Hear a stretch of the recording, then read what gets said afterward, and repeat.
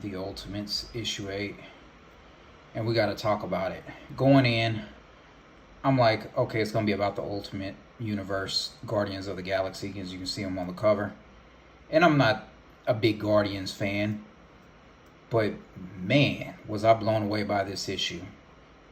This was a really complex issue. I'm gonna try to explain it, but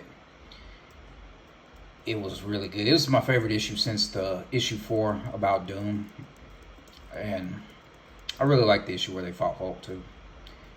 With the members. So I've said in past reviews about wanting to know America Chavez's background, like where she came from and all that, and they explain that this issue. So we see the Ultimates here.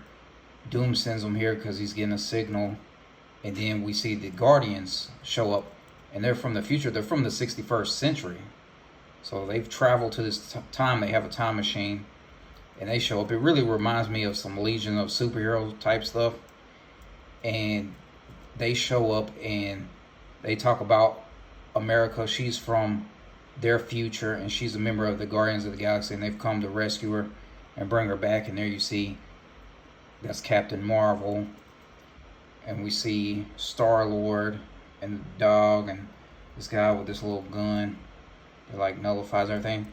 And America, you know, she has amnesia, so she's like, she's not going with them. So they start fighting the Guardians, and the Guardians just easily beat them.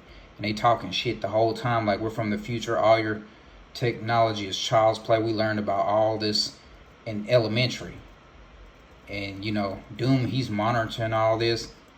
And we see Star-Lord just tell him, like, yeah, your technology is real primitive.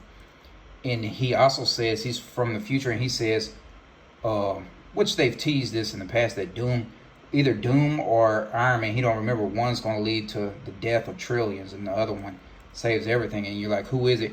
And like I said, Doom has been written so brilliantly. Like, if he becomes a villain, he could be worse than the Maker, and, you know, you can't blame him.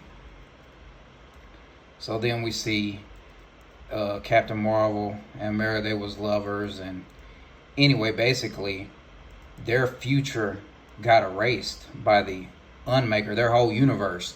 So they got in their time machine, and basically, you know, when Maker went back and he erased their universe and started making his own, so their future don't exist anymore. They're the only ones left.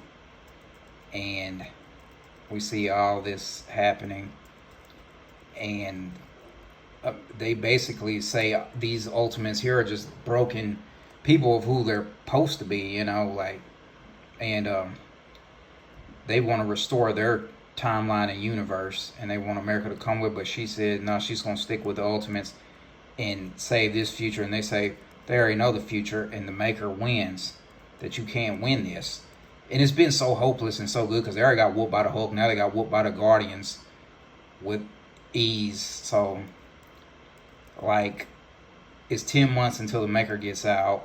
We see Iron Man, he's still, you know, out of it. We see Doom. I mean, it's just masterclass writing. I loved it.